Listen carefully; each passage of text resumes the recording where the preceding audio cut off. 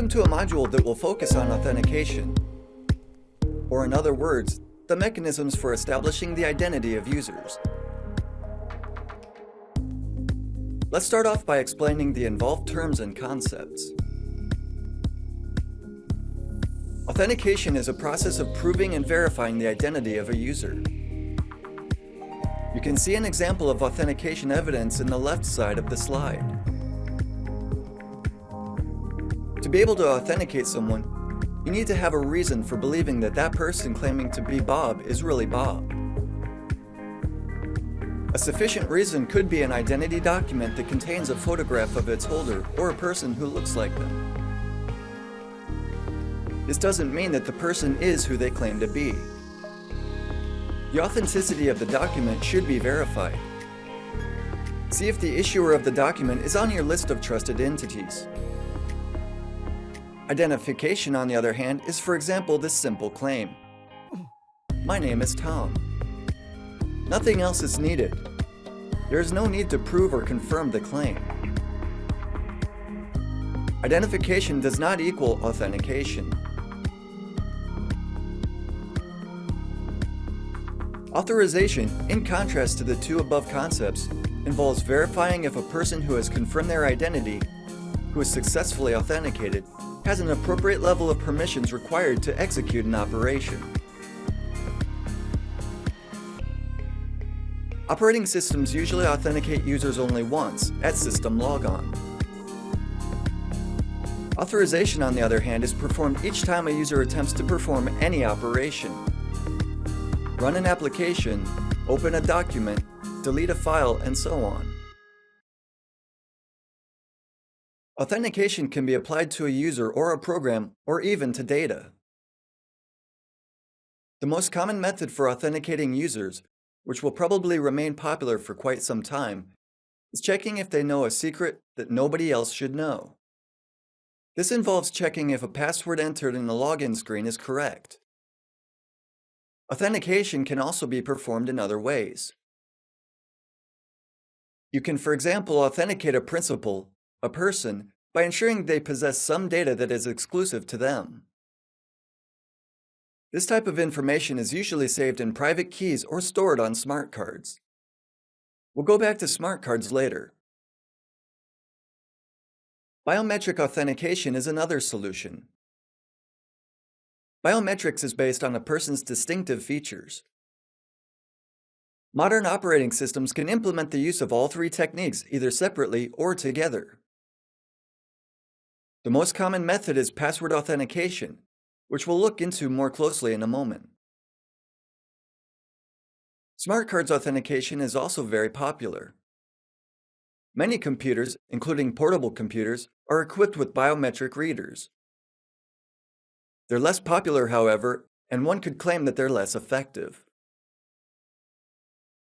Authentication is a process of proving an identity with the use of a secret.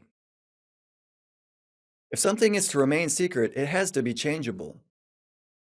We should change our passwords more or less regularly. It's also easy to issue a new certificate or renew an existing certificate. It's harder, however, to replace a hand or an eye. It could happen as well, perhaps not too often, that employees will travel to places where bodily integrity is low on the priority list for local criminals. Coercion can make you give away your password or hand over your smart card.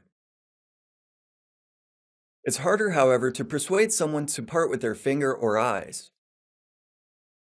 It doesn't make sense to implement authentication methods that only provide further threat to users. Let's return to passwords for a moment. The problem with passwords is that with time, computers are running faster and faster. A password that was secure 10 years ago, 8 characters including alphabetic, numeric, and special characters, has decreased on the security scale. To catch up with increased computer performances, user passwords would have to be ever longer. We'll show this in a minute. Longer passwords mean more trouble with remembering them. A 64-character random password is practically impossible to remember. And even if you do memorize it, you're sure to make typos entering it.